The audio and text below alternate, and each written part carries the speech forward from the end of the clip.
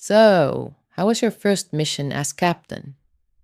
Firstly, I was on a holiday. Seriously, weren't there any other captains? As you are aware, it is the holidays.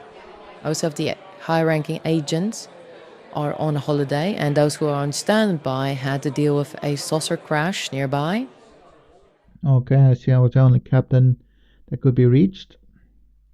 Secondly, the person who called me, couldn't they have worn something less obvious? You weren't answering your phone, and that dress code is standard. She was wearing a full on suit with high heels, walking through the hot sand, coming to me and saying, "We need you." Seriously? We're supposed to be a secret agency. Coming like that on a beach draws a bit of attention, don't you think? I'll take that under consideration. Can you relay the mission in your own words for me, please? Uh, Word for word, everything. Where should I begin? From the beginning. Okay. I remember I came out of my mother's womb. Ha ha Han. Very funny, agent. From beginning of the mission, please. Okay. Well, I was on the beach, getting in a little bit of sun, and then someone came in my sunlight and says they need me. Took off my sunglasses and saw this woman in a tuxedo type suit in high heels in front of me. Everyone looking at me. And this woman, agent, says they need me. Right. I gave my towel and my shirt to my father, who was accompanying me, and said that I was needed somewhere. I climbed into this agent's car. We drove away to a nearby chopper that was parked nearby. A NH-90 Special Operations helicopter, if I recall. Good model. Has a lot of attachments where we can put all our lovely bells and whistles that can be easily used against any type of threat the chopper might face. I felt how the helicopter lifted us up.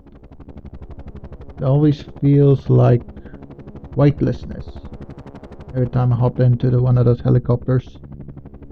Feels like you're flying. Like you can fall out of a helicopter and just keep on flying.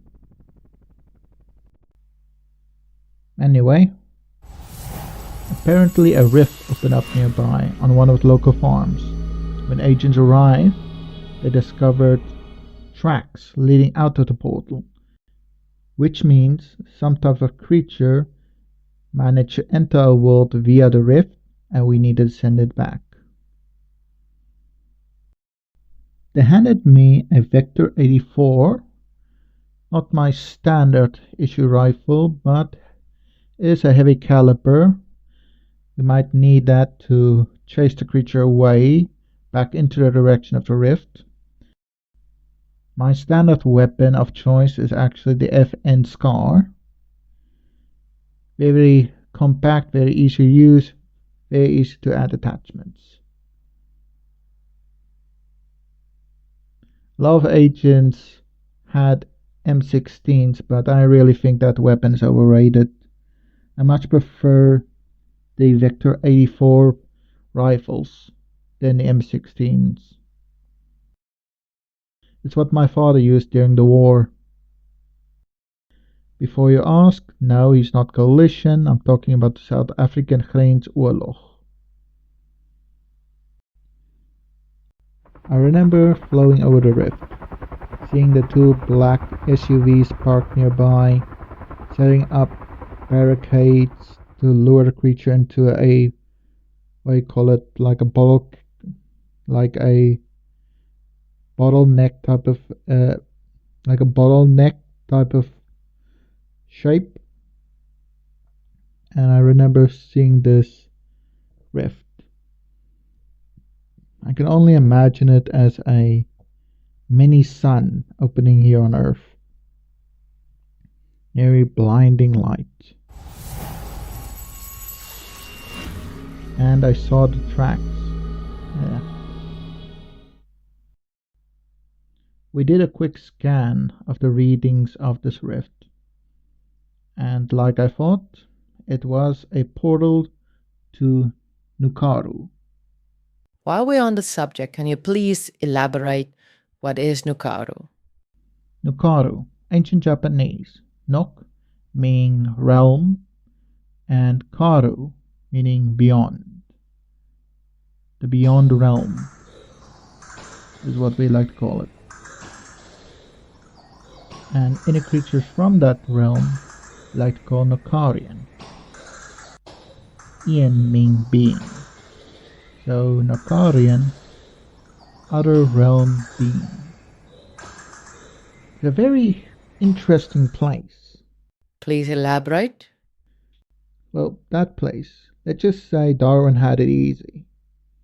That place is where evolution gets flipped on its head, thrown into a blender, and gets mixed up with who knows what else. It's where kingdoms, animal, plant, and whatever, merge together and yet become completely opposite.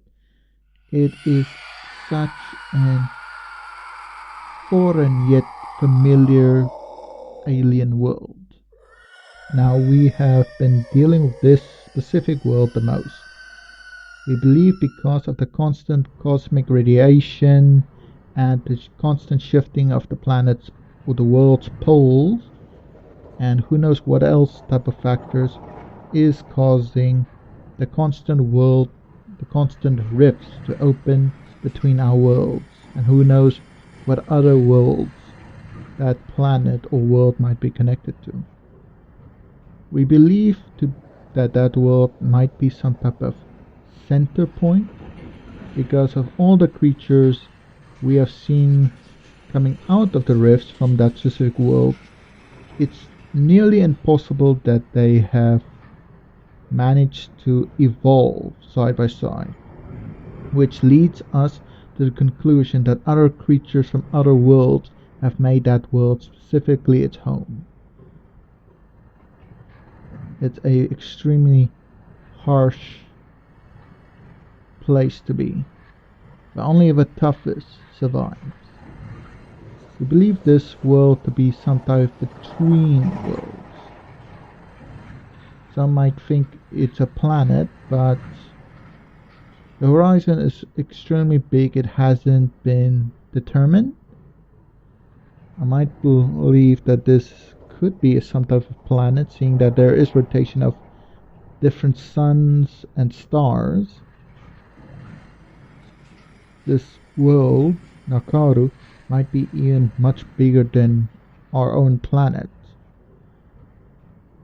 Star constellations we managed to see doesn't match up with any other star constellation we have seen thus far in our world, so possibly this planet, this world is in another galaxy or another dimension.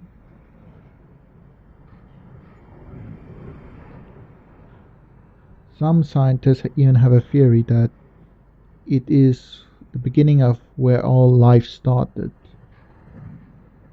And with its constant rifts opening up through different timelines and through different dimensions, it gathered different materials, biological materials, and started creating its own life. And through that, it spread that life across to other dimensions. Can you please elaborate on what you mean by that? Well, it's a basic bootstrap paradox.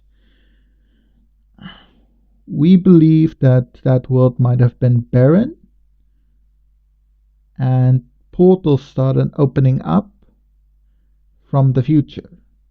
Biological materials came through that portal and started to colonize Nakaru.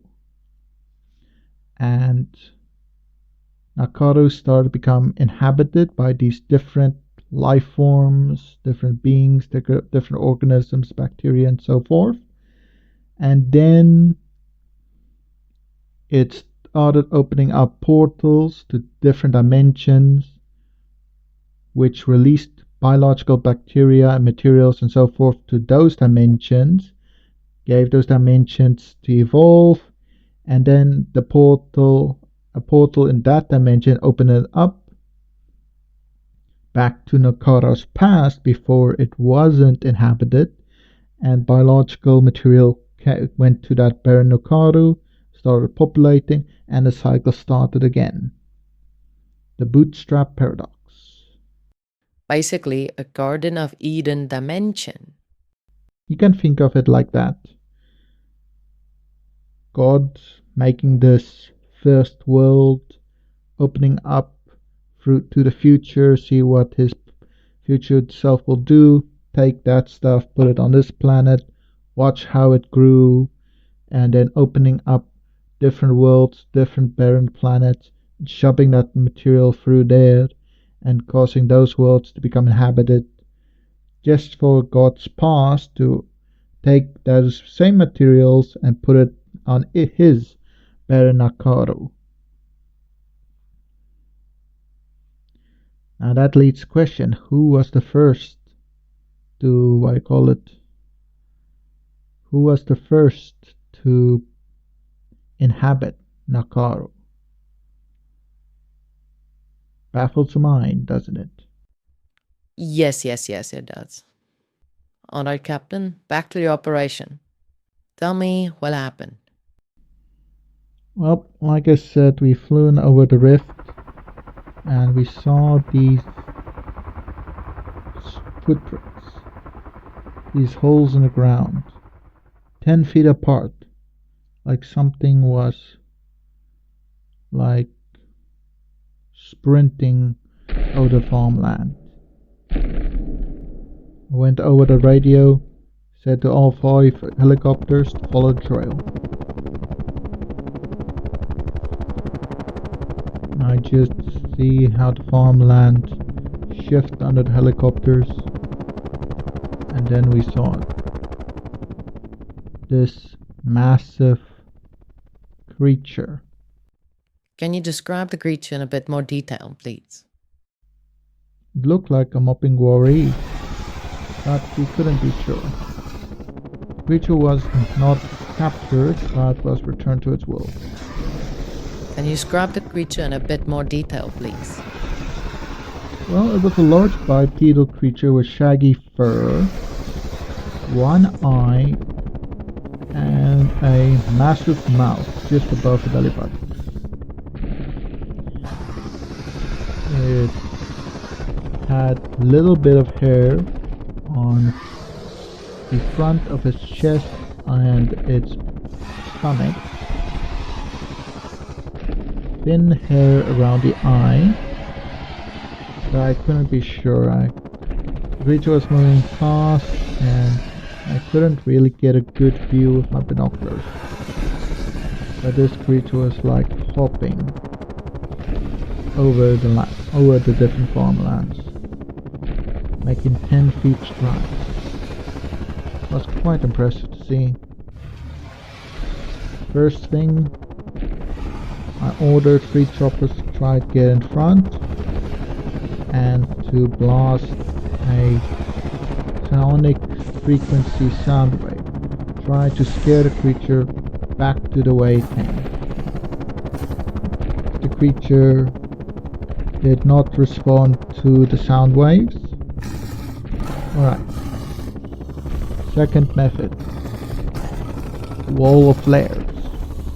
We drop a wall, a straight line of flares in front of the creature's path, hoping these balls of flashing light would scare the creature and turning around. Still no success. The creature hopped through them like they were nothing. Last thing, napalm wall. I requested that a constant stream of liquid napalm on fire to spray from the three choppers, creating this firewall. Luckily, that scared the creature enough to turn himself around immediately back to the place he came from. He went a couple of times off course. He used our napalm firewall trick again, tried to coerce the creature directly back to the rift. It was amazing seeing this creature just jump. What I would have given to have a closer observation of this creature. But in life you can't get them all, now can you? The creature went in and we used an ultrasonic pulse projector to keep other creatures at bay, and we had napalm flamethrowers in case that creature came back. We can burn the surrounding places of the rift to scare the creature back in. Luckily nothing came back out, and after a few hours the rift became a little bit unstable and closed. Didn't you mention that those agents at present were there to close the rift? Well, rifts are like snowflakes. There are a few that's similar, but most of them are a unique thing on its own. Finding the right frequency or the right method to close them. Some needs a specific material to surround the portal to close it, others need electric current, some needs a spell, and so forth and so on. Best thing to do is surround the portal, make sure nothing comes through or nothing goes in, wait until the portal becomes unstable and closed on its own. One last thing, Captain. What went right and why? What went wrong and why? And what would you have changed and why? Excuse me? You're not the only agent I interview. I have interviewed multiple agents before you, and at this moment, a few others. Don't think you're so special, agent. By asking these questions, what went right, what went wrong, and what do you have changed, help agents to reflect on the mission, and therefore, by improving themselves and their effectiveness at handling future missions and operations. So then, Captain, what went right? What went wrong? What would you have changed and why? Well, what went right is we managed to get the creature back into the portal. And why is that a good thing? These creatures, they deserve not to be locked up in some entertainment center. They deserve freedom, just like how we get it. Good. What went wrong and why? What went wrong was the lack of high-ranking agents to take over this operation. Because it was a constant chicken race to get someone higher up to lead this operation. What I would have changed is have at least 3 captains on standby at the base. Doesn't matter what's going on at the moment, there should be at least 3 captains on standby at the base in case something else happens. Like, what if another UFO crashed or another rift opened up? Each captain can have his own mission or her own mission. Therefore, we'll have 4 operations we can deal with at a time. I will send this to the higher ups, but you didn't have control over this. That doesn't count. So what went wrong and why? What would you have changed and why? Okay. What went wrong was the different methods of what we used to lure the creature away from its current path. It was a constant waste of resources. Our finances already stretched thin. What I would have changed is we should have used the flares first, then a napalm, and the ultrasonic techniques last, because this creature we haven't really encountered before. We have encountered the Mopinguari, but this creature is similar to the Mopinguari, but we have no real idea if they're related. And using the same ultrasonic frequencies that we use against our Mopinguari on this creature isn't, how can I say, wouldn't really have worked.